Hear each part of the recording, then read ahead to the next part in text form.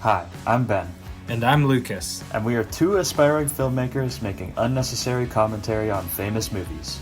Each week, we will randomly select a film to analyze, discuss, and review.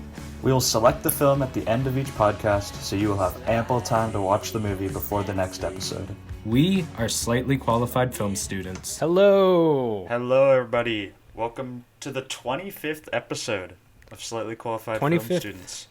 25th film that Yeah. we are reviewing. A quarter of 100. And we got a good one tonight. We got Yeah, a good shame. one today. Pretty unknown film. Yeah, and Nice indie. But it's got a big cast. It's got a big Mhm. name director attached to it. And, it just kind of slipped under the radar. But, yeah, we're doing no Shame, Oscar noms. Steve McQueen's film. Nothing really. Yeah. No attention given. Although Roger Ebert, legendary critic, listed it as one of his best of the decade. He definitely loved it. Gave it the 4 out of 4 stars. Mhm. And This is my first time seeing this. I mean, I was pleasantly this is your surprised. first time. This was only my second time watching this film, but Fair enough. it's one of my all-time favorites, and it was one of my all-time favorites from the minute I first watched it, which was at way too young of an age. But yeah, this is a pretty nevertheless, hardcore I love this movie. film. It's got the NC-17 rating, not R. It's like you're not allowed if you're under 17, and there's some pretty Yes. hardcore scenes in this thing. Although Steve McQueen said he wears the NC-17 like a badge of honor, and he said he wouldn't even want it to be R. He almost feels like it'd draw more attention to it in a way, which I kind of agree with. I mean, it doesn't help with your box office by any means, but I mean, if you're making a film about a sex addict, I think it's going to be NC-17. Yeah. And before we this spoil film, the plot, I'll just read a plot summary really quickly in case you haven't seen it. Successful and handsome New Yorker Brandon, played by Michael Fassbender, seems to live an ordinary life, but he hides a terrible secret behind his mask of normalcy. Brandon is a sex addict. His constant need for gratification numbs him to just about everything else, but when Sissy, played by Carey Mulligan, Brandon's needy sister, unexpectedly blows into town, crashes at his apartment, and invades his privacy, Brandon is finally forced to confront his addiction head on. Damn. Forgot about it. It was a wordy plot summary, but yeah, that sums it up pretty well. I like this plot summary. I mean, it doesn't give anything away, but it's also detailed, Yeah, it's a nice one. We've been seeing a lot of short plot summaries lately that give away way too much detail. Or we have like the I'm thinking of ending things plot summary where there's like nothing. Where this one gives you just enough I'm thinking detail. ending things plot summary. I'm a Yeah, fan of I mean, just that like one a works woman for that goes film. to dinner with her boyfriend. Yeah. It's good. Yeah. But this one is detailed and it gives you a good grasp of the film, but also tells you kind of nothing at the same time. Because you're not going in blind. You know what it's going to be about, but you don't really know much about any of the characters or like any of the major story beats, which is good because this film kind of plays with your emotions. There's a lot of ups and downs to Brandon's character. Like throughout the film, it almost seems like at some points he's gonna, be forced to snap out of his blatant addiction to sex. Yeah. But then other points he's just deep down bad. Yeah. I mean, it's this. I like how the film approaches this addiction, and I'll get into this a bit more with story and originality, but it's completely realistic. They don't approach it in a comedic way at all. It's very honest in its approach, and I feel like this idea, whenever we see sex addiction portrayed in film, it's very like for comedic value. Where this film, it seems interchangeable with like a heroin addiction or alcoholism or anything for that matter. It's approached with like it's an actual addiction and it's a disease, and you see that in Brandon throughout the Yeah. film. And I really love this film on a personal note. I don't know why. It just affects me so much. And even this Well, time, I mean, I hadn't seen it in a few years, but like I I was sitting through the credits and I just felt like this like emotional drainage, and I it was intense. yeah. I mean, I think that the way that this film handles its story is just it's very well done because you can almost replace uh, Brandon's sex addiction with really anything. You could replace it with an alcohol addiction. You could literally replace it with any sort of addiction or any thing like that, and keep the story the same, and you'd get the same effect. And Steve McQueen Yeah. obviously chose to do sex addiction for a reason, but at the end of the day, his character arc and the overall message of the story, it's not about the sex specifically. Um, it's just you can really relate to it even if you're not a sex addict, which uh, is obviously not Yeah. a very large percentage of the population. But yeah, Yeah, I agree. Um I guess let's hop into some standout scenes here. for sure. I'm interested. What was your standout scene?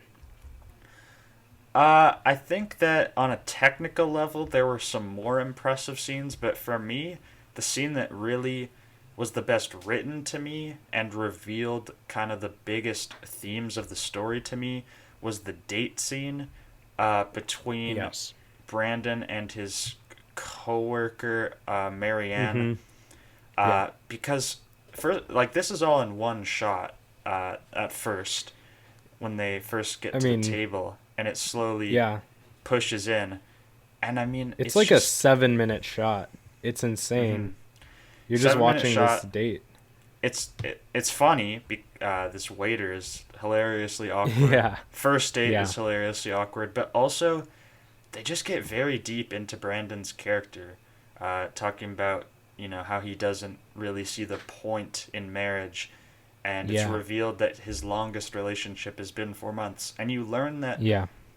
his sex it's not about just his sex addiction. This man just literally lacks the ability to make meaningful relationships with anybody, Mm-hmm. like literally anyone. He throughout the whole film he basically doesn't have a true friendship or a real positive relationship with anyone uh, in this whole film. And I think that this was the moment where that kind of just I fully like realized that, and I was like, damn.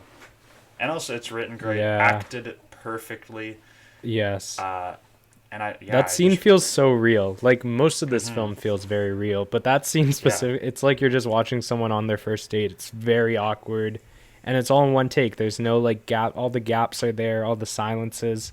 hmm It's a pretty cool scene. And I yeah, was sitting there. I was like halfway through the scene, and I was like, "Damn, this has been one shot." Like from the yeah. moment he walked in and sat down, and they've just kept going. And I love when they do. I love when any film does that, even if it's not like a technically impressive one take. I love when the camera just keeps rolling. There's no cuts. I just find Because it it cool. works so well for the first date, because just holding on them just makes you feel as an audience way more awkward about it.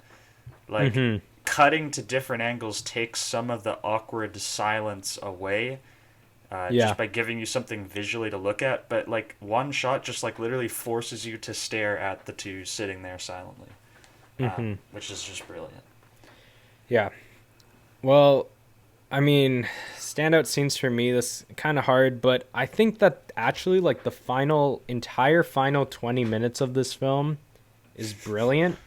I think everything that happens in the final 20 minutes is near perfect, but I mean, I think my standout scene is like a combination between the kind of montage of him going to the bathhouse, getting punched by the guy at the bar, and kind of his whole derailed night, um, and then going Yeah, into that one long take of him running to his apartment, getting in his elevator, going up and finding his sister bleeding out on the bathroom floor.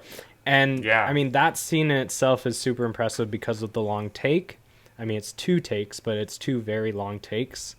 And I think that scene is just so emotionally impacting, especially the first time I watched it. I don't know how you reacted. Like, I originally thought that she was like she jumped in front of the train because in that Yeah. scene, the train I stops was and thinking that at first, uh, but I think I caught on pretty quickly because she calls him uh, pretty emotionally distraught. And then yeah, I was kind of predicting that she had, attempted suicide or had committed suicide. Uh, yeah. yeah. I don't, yeah, I was trying. I don't know if she actually was killing herself or she was just cutting herself and cut too I'm deep not really because it was sure. sideways. But because like her character in itself, she said she cut a lot when she was younger, Hmm. because she was bored, and I think, yeah. But anyways, I think that scene is so impressive in the long take. Obviously, being Yeah. stuck in that elevator for like 30 seconds with him as he's just like freaking out trying to get up there. Michael Hmm. Fassbender's performance is fantastic, and it's technically impressive, and it's like the emotional climax of the film. I mean, I Yeah. love it. Yeah. It's Yeah. hard to pick one standout scene in this film because it's such a tight hour and 40 minutes. Uh, like, without credits, this Mhm. film is literally shorter than an hour and 40 minutes, like an hour and 38 uh, Yeah. or something. And I mean, it's just packed. Like, every scene to me, it was really impressive. There wasn't really a Mhm. scene I didn't feel was necessary. Yeah, it's true. And it's like even though it should be a slower film, it feels very like fast-paced at the same time. Hmm. Feels like a lot is Yeah. happening. Really, the Um only like slow scene to me was when Carrie Mulligan sings "New York, New York." Uh, yeah, but I but mean, I kind of I'm love not that mad scene. at that. Yeah, no, it's beautiful. It's just a Like, beautiful scene. yeah. Um okay, we have one audience question. So, Nice. It's an upgrade what from last week. upgrade from last week? What do you think is the symbolism between the opening and final scene of this film? Well, obviously the opening scene, uh, ish, is Michael Fassbender looking at the married woman on the train, kind of like flirtatiously, I guess, um, looking at her and trying to pursue her off the train. And then the last scene, he sees the same woman, and this time she kind of like flirts with him, I guess. But I mean, we don't really get to see what he does. He just kind of sits there. But I Yeah. think that it shows some change, obviously, that all the events of the previous night affected him at least somewhat. Mhm. Uh, because at the beginning, obviously, he like gets up and stands right behind her, and Yeah. this time he just sits down. So I think it shows some character change that it gives the audience uh, a little happy note that Brandon has changed a little bit, uh, Yeah. or at least is in the process of becoming a better person. Yeah, I agree. I think it is symbolizing that his character is changing, the fact that he doesn't get up when she gets up. And he kind of just sits there. It's a very ambiguous ending, but Mm-hmm. I think it also definitely gives us a little bit of hope for his character. Um, okay, thank you for the audience question. Nice to have some of those. Let's take a quick break and then we'll hop into the review.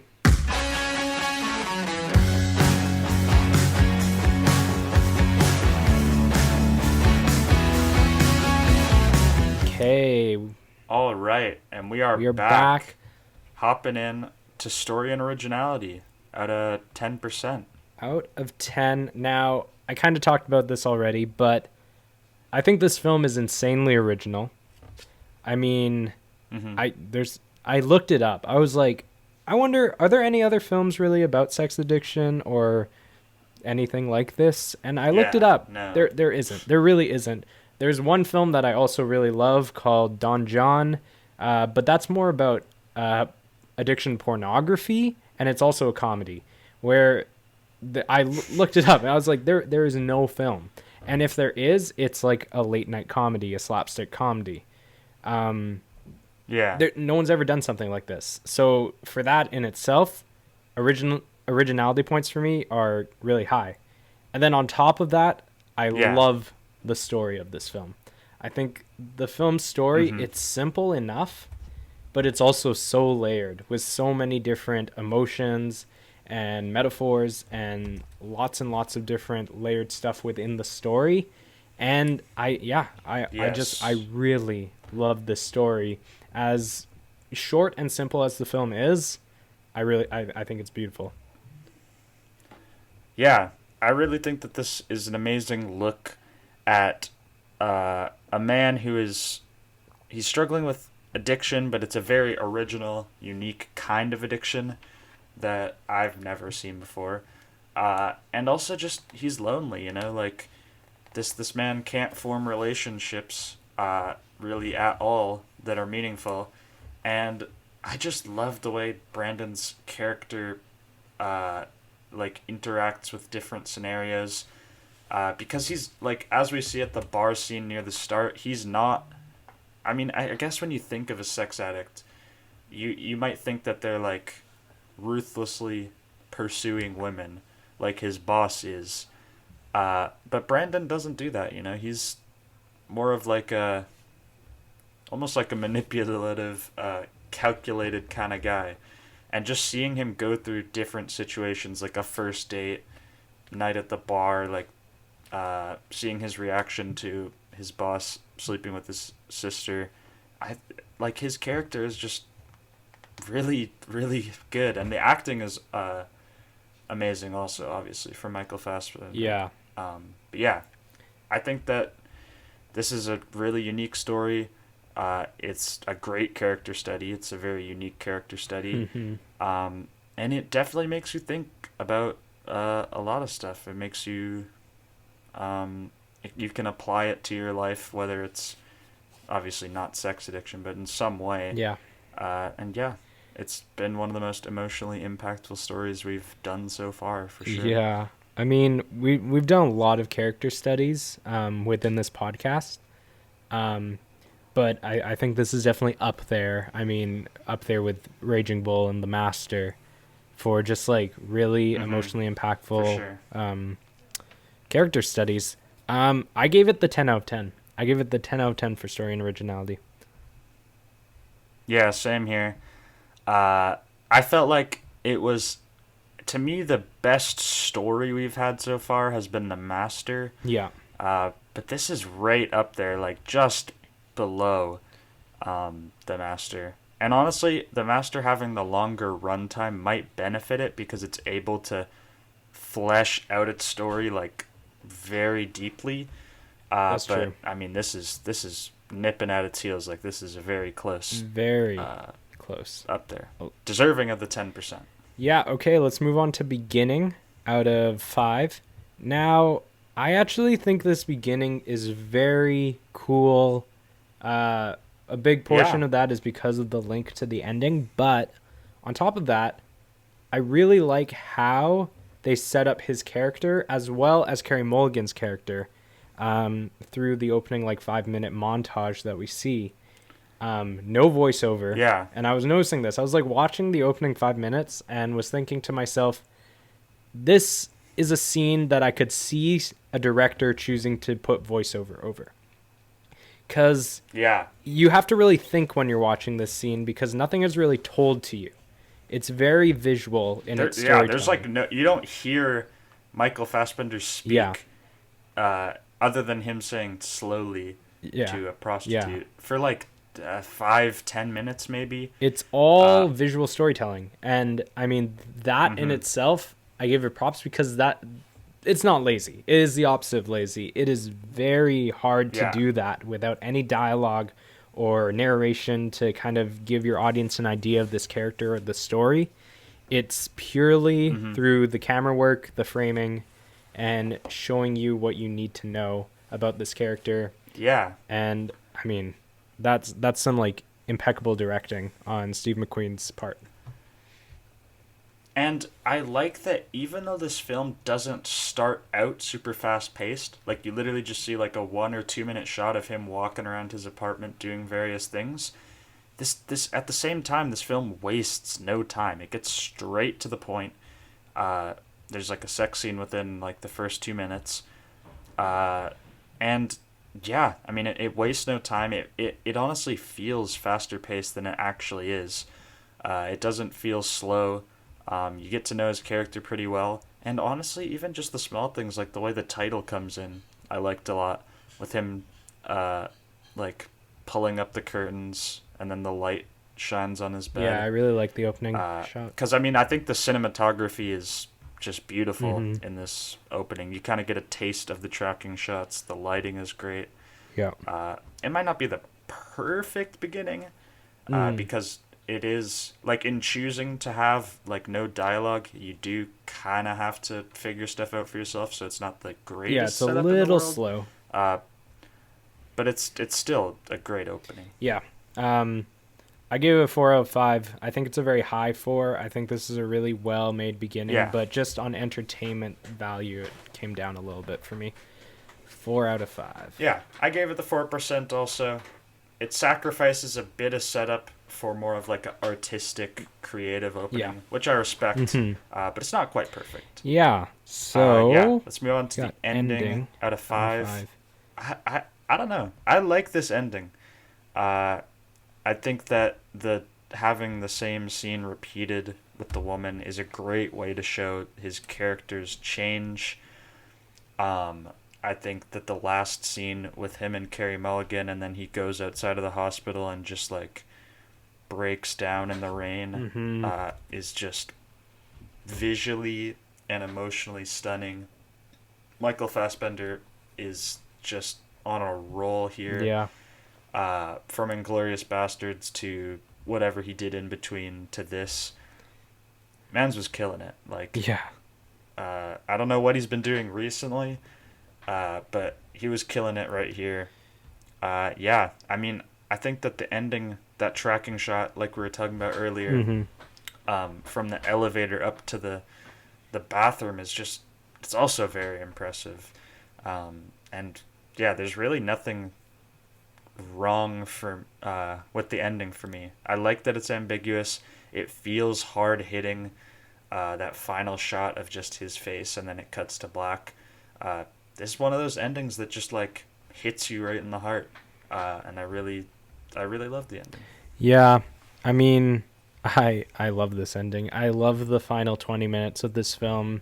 As I was saying before, from that kind of montage after he gets in the fight with Sissy and goes out and, he can't get into the club and he has to go to the bathhouse to get, his release. I think that's such a pivotal moment for his character. Um, Also, yeah, I mean, the tracking shot, like you're saying, and basically this entire lead up is just it's such a simple film, as I was saying before, but for some reason the climax of this film was insane to me. I haven't been so invested in a climax for a really long time in all of the films we've been doing. I mean, besides like Inglorious Bastards and Parasite, our first two films, there hasn't been a lot of films of late where like the last 10 minutes are like super insane and raw and crazy. And even though this Yeah, film isn't crazy in its ending, I found myself really invested in it, even though this was my second time watching it. it keeps the intensity up until the last second. Yeah, it does. And um, I really like how this film ends. I really like the cut to black, him sitting on the train, just holding on that shot of his eyes. It's ambiguous, but it's not too ambiguous. It's like the perfect level of ambiguous for me. It tells you enough about his character growth without, telling you too much, but it also leaves a little bit to the imagination. It lets you think about this character a bit more. And, it doesn't set him off as like an angel. He doesn't find love or something. He doesn't completely resolve his problems. He's still he's still a problematic character. He still has a lot of issues, but you have a lot of empathy for him and you're seeing him grow. I mean, yeah, I love this ending. I gave it the 5 out of 5. Um, I think it's deserving of that. Yeah, I gave it a 5% too. It's been a bit since I've been like emotionally moved by an end. Well, okay, Big Fish. But other than Big Fish, it's kind of been a little bit of a while since we've had like a true emotional ending. Did you Um, cry? so yeah, I gave it the 5%. I did not cry actually. I Oh, didn't cry once throughout this film. really? I don't know why. Like that shot of him crying in the rain. I guess it's because I don't even know why I didn't cry, but This is like a first. there's no Wait, wait, point. wait. You cried during Where the Wild Things Are. How did you not cry during this movie?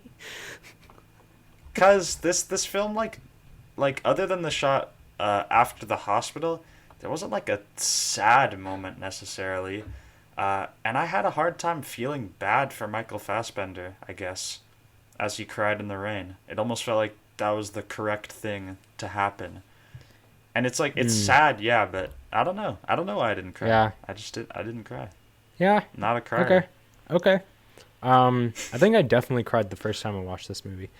I just felt like very emotional Damn. watching it this time. I don't know. Mhm. Yeah, anyway, 5 out of 5 ending. Nice. I like to see it. Let's move into screenplay and dialogue out of 8. Uh, I think that the dialogue is extremely well crafted, and it's used almost like uh, preciously. Like they don't use dialogue that often. There's a lot of like just him looking at people. Michael Fassbender is kind of reserved. There's a few moments where he explodes, but he's a quiet guy. But still, the dialogue is just it's very purposeful. It's got realism in it. Um, One character in particular that I think is written really well is his boss, David. Uh, I don't know. He's such a like hateable guy.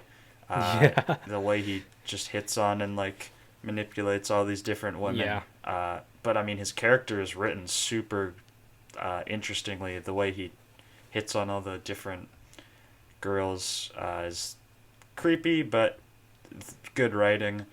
And yeah, I think that the screenplay says a lot about relationships and life in such a short amount of screen time.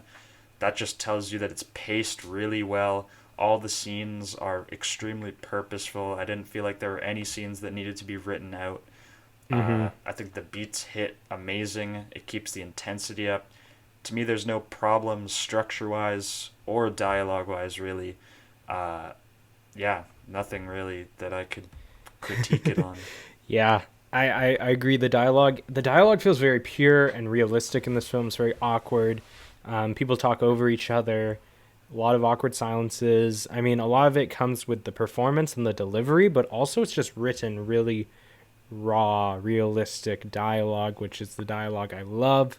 I love when films really showcase the reality of life. Um, Also, yeah, I think as I was saying before, it's a really beautiful story. It's simplistic enough, but Steve McQueen brought a lot of emotion through the screenplay. Um, it's just it's crafted really well with a really interesting 3 act structure. Um, it follows this 3 act structure pretty closely, but not in a way that feels not artistic enough. It still feels very original, and it keeps the intensity up, even though this isn't a film that would seem that intense. And yeah, I just like the delivery of all of it, and basically how the film was executed through the screenplay. I gave it full marks. I gave Yeah, it that 8 out of 8.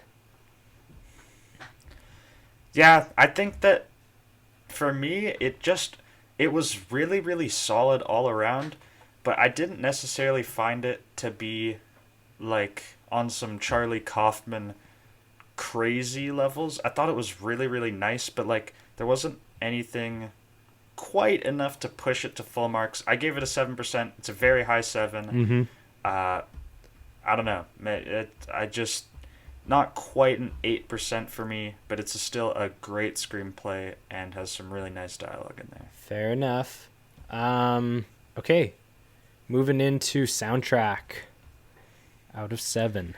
Damn, this film has a beautiful score. Mm, yes, it does. Uh, the climax where he's having the threesome uh is just like, it's so beautiful. It Like, is. It it's is. weird because it's kind of a it's probably the most hardcore scene in the whole film, And it's but with just like painful the to watch. lightest. Like It's really hard he's to watch, he's in honestly. so much pain and anguish. It's like his relapse, and he hates himself so Hmm. much. You can see it in his eyes and in his face.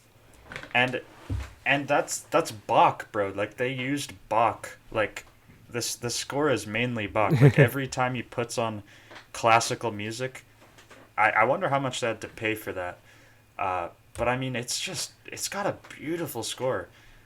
It's not used all the time, but the scenes where it is used is great. And also just the scene of Carey Mulligan singing "New York, New York" Yeah. uh, is I mean, that technically counts, I guess. Yeah. She's a great singer. Yeah, she has Maybe it a comes from marrying Mr. the Mumford. lead singer of Mumford Uh, and Sons. oh my God, dude, I can't even. Oh, Yeah. Mumford and Sons is garbage. Uh, but yeah, I think that overall the soundtrack is really good. There's no song in particular that I would listen to, but I mean, the score is beautiful and it's used Mhm. in situationally to perfection. Yeah. I mean, I love the opening. I love all the songs that are used because honestly, they don't use a lot of score in the scenes where there's Hmm. dialogue because it's about realism. You don't need overpowering score. Yeah, But when there isn't dialogue, like when he's running, the running scene or any montages, the soundtrack takes over and it's just everywhere and it's it's just purely the beautiful. score. And Yeah. I mean, originally I was giving this the 6 and I was sitting there marking this film during the credits and giving all my scorings, and I was looking at the credits and listening to this final piano piece, and it just hit me on like this really weird emotional level, and I was like almost in tears. And then and then the next day I listened to the score. So that's my rule. If I listen to it outside of the film, Hell gotta yeah. give it the full marks. 7 out of 7. I mean, I originally had it at the 6, but I listened to the soundtrack and it's gorgeous. It really is. I like the simplistic Yeah. piano, It's a but it's also epic at the same hmm time. Yeah, it is a beautiful score. I gave it a 6%. Nothing particularly like jumped out at me as that crazy, I guess. But I mean, it's a beautiful score. Definitely worthy of the 6%. I just don't know if it's Shape of Water beautiful. Yeah, yeah. Yeah. Fair, fair, fair. Okay. Production design. Production design out of 6. Yeah, I mean, it's subtle, but his apartment it's very clean. It almost like portrays like the sex addiction in its own way, because when you see stories about addiction, like say Train Spotting, all the sets are very dirty, Yeah. and like it just seems like a very dingy place. But Brandon's apartment is very, very clean and modern, which also just makes it super cinematic as a benefit. But I think that it has character to it. Um, and yeah, I mean, I think his costumes are good. Sissy's costumes are honestly amazing too. And I think in general, all the times that they are on set, it's a good set. Is it incredible production design? No, but it's very solid. And like, there's nothing too crazy in terms of set design either. And honestly, a lot of this film isn't even on a set. But overall, there's once again nothing I can really dock marks here for. Yeah. I also just like the simplistic set decoration, like in his lobby where he waits for the elevators. It's like very Hmm. color coordinated with the green chairs, the yellow wallpaper. It looks really appealing. I love how his apartment is decorated. Um, and then I love the contrast in his apartment from before Sissy is there and after Sissy is there. in the set decoration. Yeah. Yeah. His office that he works at is very cool. That's a set, and it's a very cool set with like arching doorways, those like windows that look out on New York City. It looks like a very high class. Yeah. It looks like he makes a lot of money working there. Yeah. And I agree with you. It's nothing like amazing or mind-blowing, but it's very detailed and well executed. Couldn't really dock a lot of marks off of this one. Yeah. I gave it a 5%. Obviously, it's not quite boosted into the legendary realm, but there's really nothing wrong with the set design at all, and it's obviously intentionally done this way. So, yeah, 5% for me. Yeah, same. 5 out of 6. Okay, let's move on to location selection. I mean, I think that there are some beautiful locations in this film. The New York skyline is kind of blessing them. But I mean, there isn't necessarily a bad location. I mean, New York, the way they shot this film, the way Sean Bobbitt shot this film, it's very contrasty and it's very cinematic, and it just makes all the streets that might not normally look good look like incredible locations. So I feel kind of conflicted. Because like that jogging shot, it's not necessarily like the best location. it is though, but it because looks... think like I don't know if you noticed, but where he ends his run, the sign is purposely broken with Madison so Square. Yeah, the sign is broken. Madison Square Garden in the background. I mean, they had to plan that. They had to plan where his outside apartment is, because they had to plan that for that shot, right? How long is the shot going to be? Where can he run? And he has to run from his apartment all the way to Madison Square Garden. And that's a lot of, like, you have to really think that out, because they have to find an apartment that fits his vibe, that looks very high-end, clean, rich. But it also has to be close enough without any turns that he can run straight to Madison Square Garden and end up on that end sidewalk, and that they can just move the camera vertically the entire time.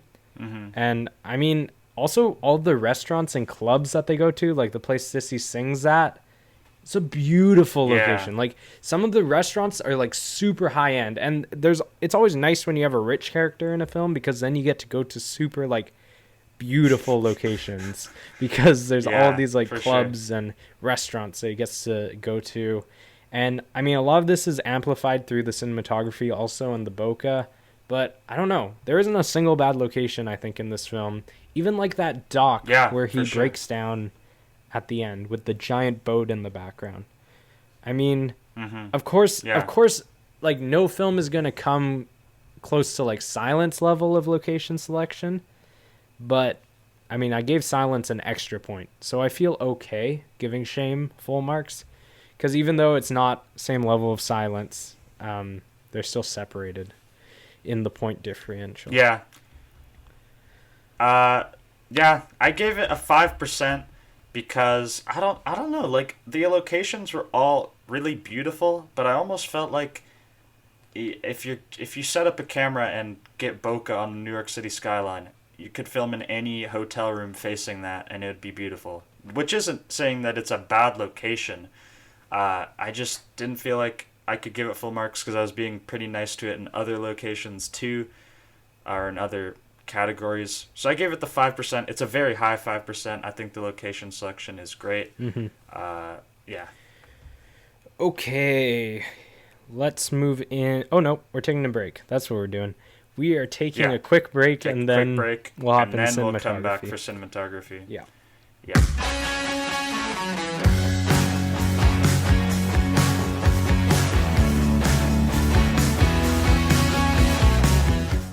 Okay, we are moving into cinematography. Out of 10. This film was shot by a special man in Lucas and I's hearts, Sean Bobbitt.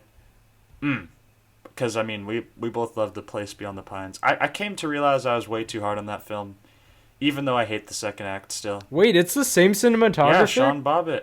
He did Judas and the Black Messiah, too. Oh, no wonder I love it. No wonder I love this cinematography.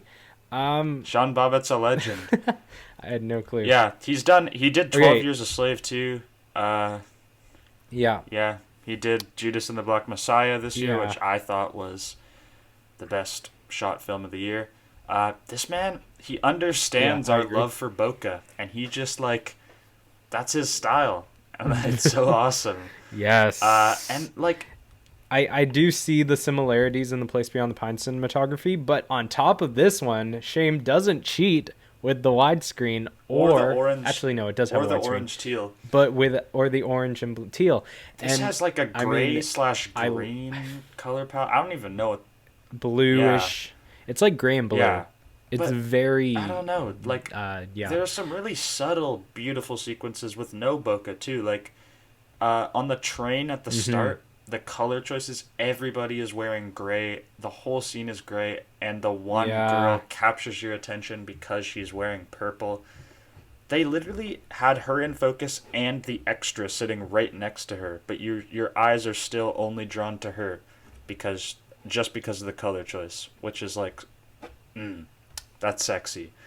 Uh, I mean, this film is just beautiful. This film is beautiful. The tracking shots are great.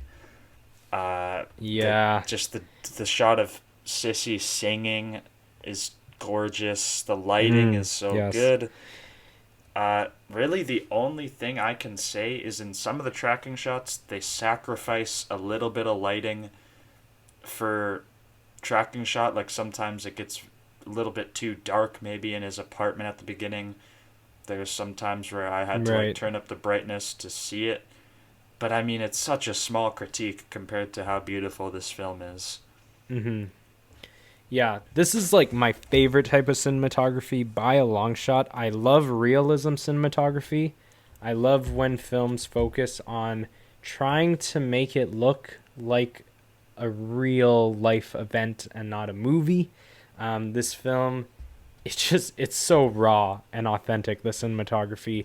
I mean, like, a big thing about this movie is the nudity that is in this film, Yeah, and the choice to show everything, to not cut away, to not frame something so you don't see, you know, nudity. It's very authentic and raw, and it also how they decided to portray this, like Michael Fassbender walking around his apartment naked. I it's not mean, in a that's sexual way though. realistic. It's just in like a. It's not in a sexual way.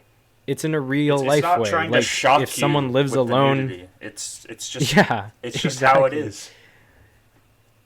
If you live alone in an apartment, it makes sense that he's walking And around it naked, literally, I don't know going to the why, but it washroom. doesn't even feel weird to watch it. Like there's something about the way it's shot. It just No. literally doesn't feel weird at all to watch this film.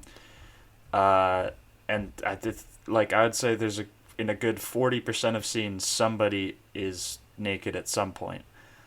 Uh, Yeah. and And it's like, there's obviously a downside to that, and there's a reason a lot of films don't do this, and that's because of the NC-17 rating and box office and all of that stuff. But in real life, like a big example is when he barges in on Carrie Mulligan in the shower with a baseball bat. They're siblings. In real life, she's not gonna be perfectly stanced so you don't see anything. She's not gonna have a towel at the ready to like cover herself up. He's gonna have to go grab a towel, pass it to her, and there's just something that's very authentic about that, and something I really respect about the filmmaking. Yeah, yeah, I don't know. Sean Bobbitt is a master. I love his cinematography. master. I gave it full marks.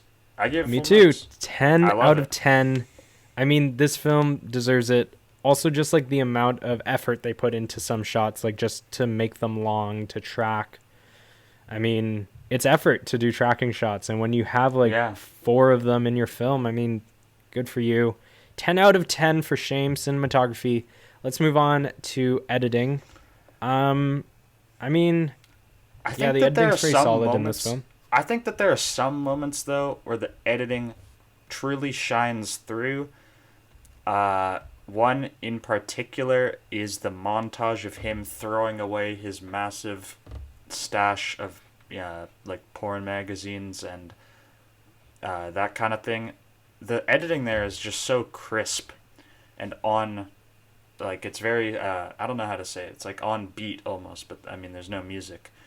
And I think other than that, the transition between scenes sometimes is really well done.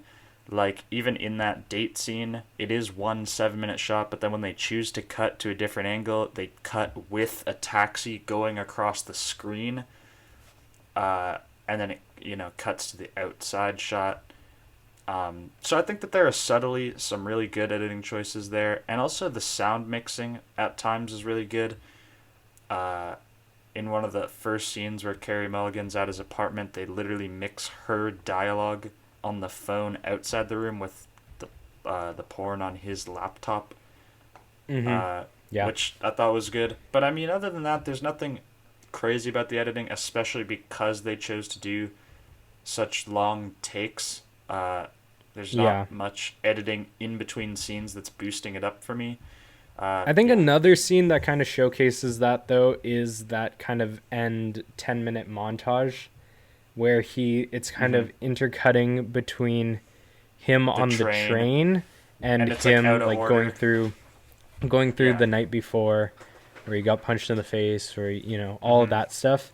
I think that's a really well edited scene actually. Now that I'm thinking about it, it's actually there's quite a few montages in this movie that I'm now thinking about it. Yeah. The opening scene, that scene, like, and they're well done. I feel like all the Yeah, it's cuts are good very parallel strong. editing. Yeah, but I mean, honestly, like the editing, there isn't anything spectacular in this editing. All of it is pretty like, And just and solid just editing. choosing to do so many tracking shots literally is just kind of taken away slightly from the editing because the Hmm. scenes are being carried by the cinematography with no cuts. Yeah, Uh, but I gave it average marks, I guess, 6% out of 8. It's a high yeah, 6. It's bordering on 7. Uh, but yeah, I just gave it a 6%. Nothing was truly that stand out for me from some of the 7s or even the 8s out of 8s that I've given. yeah. I agree. I gave it the 6 out of 8. It's just solid. That's what I'm giving all the solid editing for film. Hmm. 6 out of 8. The no Um, mistakes. no mistakes. Yeah. Okay, acting out of 10. I I mean, the performances from the main the main two, I guess, Karen Mulligan and Michael Fassbender is, I mean, it's on point. It's there great. there aren't a lot of characters in this film. I mean, there's some Yeah. characters that like pop in for a little bit, but it's basically just Carey Mulligan, and it's mostly Michael Fassbender basically carrying this entire film. I mean, we got James Badge as Yeah, Michael James Fassbender's Badge boss, who does a great actually, job. yeah, he's very repulsive, but his performance is very accurate to this character he's playing. Hmm. And then we have Brandon's Nicole coworker, who that he yeah I don't have her name on here. Nicole, Nicole yeah, Behari. Bahari, who I think gives a really good job. She's able to play along with him, especially in that date scene.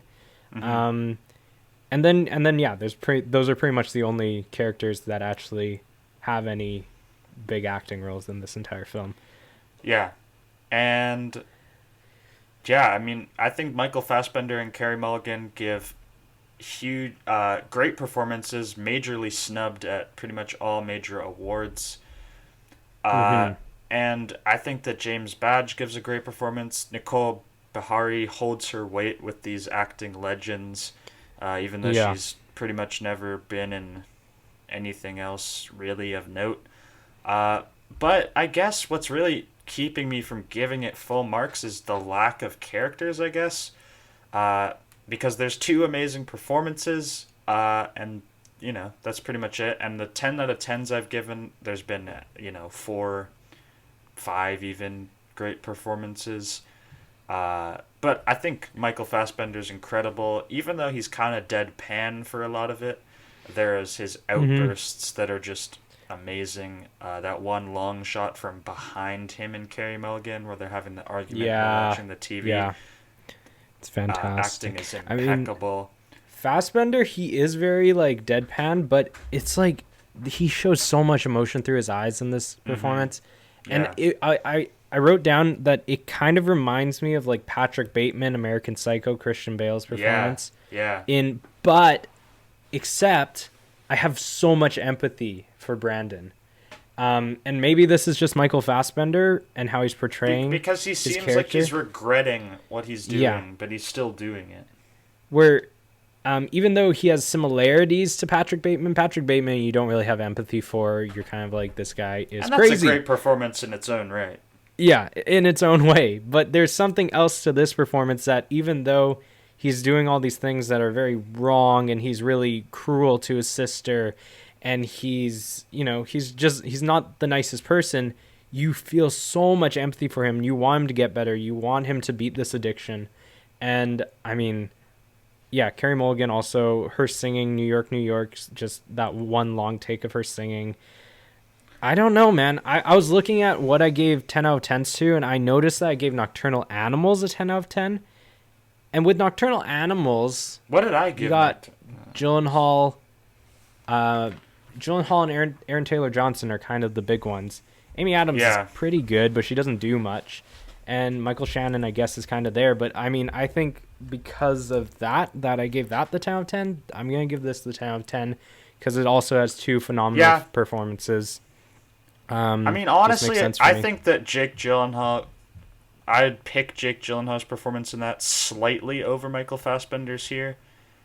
But I don't know. That's tough to compare them because they're working with, like, Nocturnal Animals is much more intense. Yeah. But It's I don't know. also, I have to say, it's a lot easier to act loud and to be yelling and to be Yeah, angry. but I mean, for Jake I Gyllenhaal. love Michael Shannon in Nocturnal Animals. He's such a beast, Yeah. bro. Michael Shannon is just genuinely such a good actor. I love that guy. Shape of Water too. Yeah. Yeah, I gave it a 9%. It's a high 9. Mhm. Just I can't give it the same mark as Good Will Hunting. Yeah. Okay, entertainment value out of 10. Now, this is one of my all-time favorite films, but on top of that, it's not a film I'm going to rewatch a lot of times, even though it is one of my favorite films. This was only my second time watching it, and I can't see myself revisiting this film for a while. It takes an emotional toll on you. It's not like Manchester by the Sea by any means, but it's still like very raw, emotional, and And there's a kind lot of of- sex. yeah, there's a lot of sex, and it's difficult to watch. It's very disturbing at some points. And it's You just- I definitely not one to watch with your family. It's just it's It's not kinda a family weird night because movie.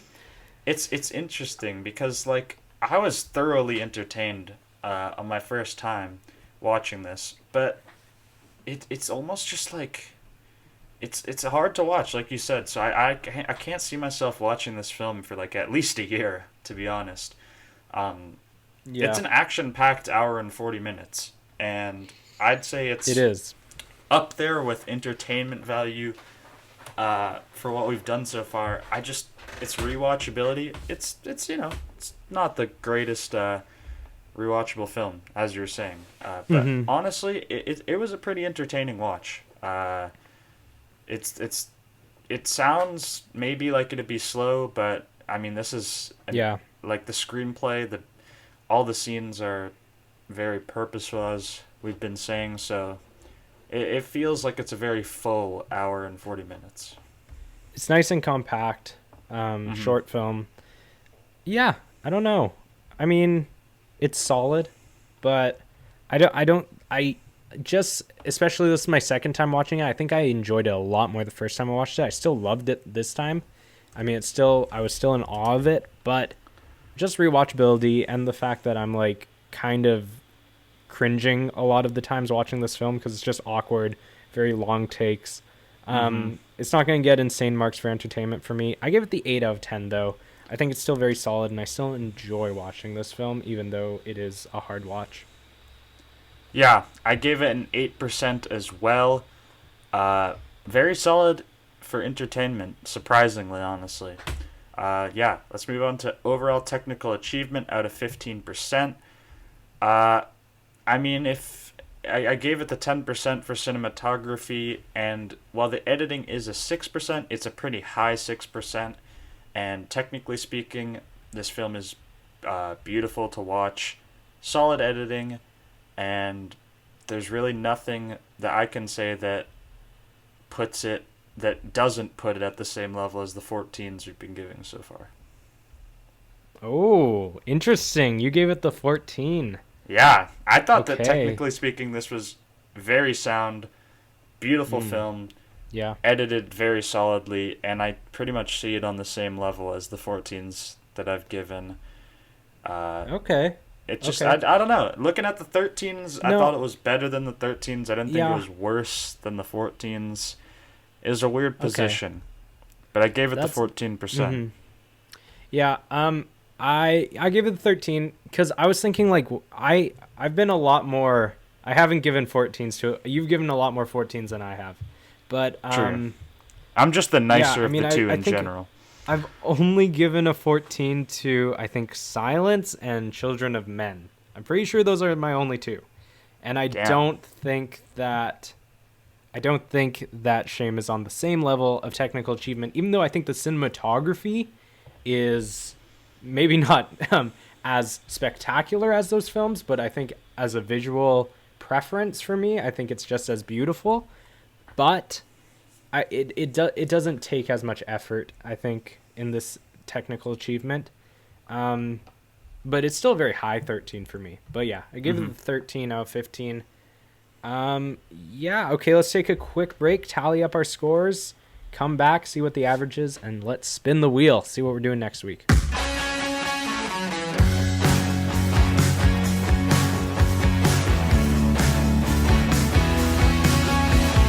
Okay, we are back. We've tallied up our final percentages. Hmm. Um, I'm interested to see where Shame lands on our ranking. Yeah. What'd you give Shame, Ben? First time watching Shame, really loved it. I can see why it's one of Lucas's all-time favorites. I gave it an 89%. Ooh, 89. I Hell like yeah. that. I think that's my most common grade. I've given a lot of 89s. Yeah, it's not Um, quite like The Master or Eternal Sunshine, uh, but I'd say it's equal to Silence. The only problem I have with Silence is it's a pretty long endeavor. But yeah, I'd say yeah, this is like that's equal true. with Silence. Yeah, I'm happy with Well, 89. I gave Shame a 92%, Hey, which damn. is my second highest ranking so far. Yeah, yeah. Children of Men being 92.5. Um, and I mean that makes sense with my where all of my percentages lie of my favorite movies of all time. I mean, Eternal Sunshine I have ranked as my 8th favorite film of all time, and I have Shame ranked as my 7th. So the 91-92 makes sense. Fair Um, enough. Yeah. so yeah, what's the average then? What does that give us? I believe it gives us 90.5%. 90.5%, which is it's the Which same as is, the Master and Eternal Sunshine.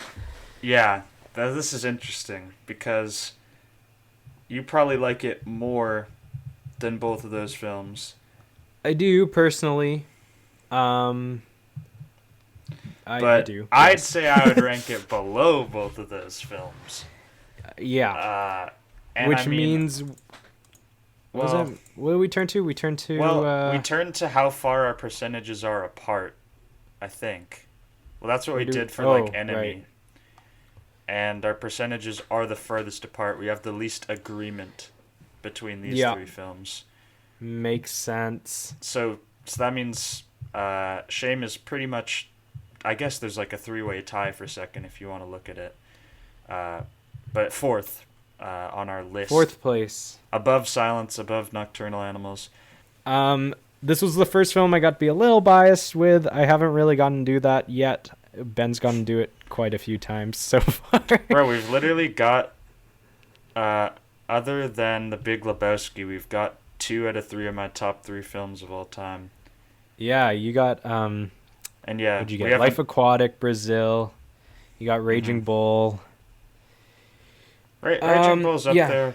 I'm thinking of many things. Okay, let's pull up QuickTime Player. What are we getting? I'm not We have sure. such a weird array of films we've done. Yeah, Um, totally diverse. Honestly, we haven't had a thriller in a while. I wouldn't mind a thriller. Yeah, Um, it's been a bit. we We've also had haven't some had a pretty. comedy in a while. How many comedies have we had? Period. We have like a very depressing, serious wheel. That's true. We've had like Inside Llewyn Davis, which is kind of a comedy. Life Aquatic's kind of a Life comedy. Aquatic, yeah. Big The Fish was Farewell. kind of funny. The Farewell. Good Will Hunting's funny. Trainspotting's funny. Yeah. Okay, well, let's pull up QuickTime Player and let's spin this wheel. Let's do it. I want to get a good one this week. Mm-hmm. We've been getting nothing but good ones. I kind of want a bad one. Throw us a bad one. Ooh, Give us Cats. that would be interesting. Give us Cats. Do you I get really to want to rewatch rewatch Cats this quickly? Hell yeah, bro. I love Cats. Cats is probably top 5 film of all time. Okay, we're recording. And we are spinning in 3, 2, 1.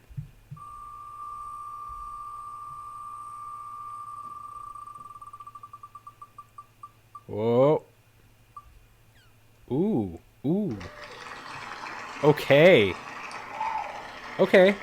I think this is a thriller. We landed on a thriller. I like that.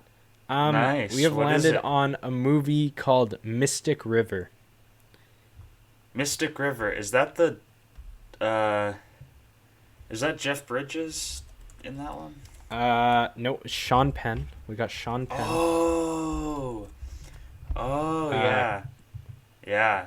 Damn, it's this is, Clint Eastwood, Oh yeah, right? Clint Eastwood movie. yeah. Yeah, Clint Eastwood movie. This is a thriller, mystery thriller. He won Best Actor for Sean Penn, I think. Oh yeah, Sean Penn won Best Actor. Have you seen this movie? No, I've never seen it. I think I saw this movie a long time ago, like maybe 4 or 5 years ago. But that's cool. We haven't had a thriller in a while. Yeah, And, it won both Best Actor and Best Supporting Actor. One of the only Ooh. films to ever do that, other than Dallas That's Buyers cool. Club. Of course. Yeah, I'm gonna pull up the plot summary real quick. Hyped to see this. Never seen it. Yeah, looks like you can watch it on Prime. After the death of Jimmy's daughter Katie, Sean, a police officer, investigates her murder, which leads him to a crime that took place 25 years ago. So it's pretty vague. I guess there's going to be crime. There's going to be maybe cowboy type stuff because it's Clint Eastwood. No, there's no cowboy. I really have no idea what to expect. I'm going to go in completely blind. It's a nice 2 hours, 20 minutes. I think this is definitely a film you should go in completely blind. Don't sounds watch like- trailers or Have anything. you've seen it? Yeah, a long time ago, but I remember the plot twist, and there is a plot twist. Nice. Yeah, this is a fun movie. I'm actually really hyped to rewatch this. It's quite a ride. It's a pretty it's a fun mystery film that's also like very intense. And nice. we haven't had one of those in a while. We actually haven't had a lot of intense thriller movies. So that's kind of hype. Yeah. Okay, well, that's going to be our 26th film. Thanks Thank for you for listening listening to Shame. It was fun to rewatch this. And Yeah. next week coming in with Mystic River. And we're adding Mean Streets to the wheel this week, by the way. Mean all the Streets. Mean Streets Scorsese is going on fans. the wheel. Hell Nice. Yeah. All right. See you next week, Cool. guys. Thank you for listening to Slightly Qualified Film Students. Make sure to tune in next week for a new film discussion and review. Our theme song is Slightly Sexy by Thompson Springs. Make sure to subscribe and leave us a like. Send us feedback and comments as well as your thoughts on the film. Follow us on Instagram and Twitter at S_Q_F_S.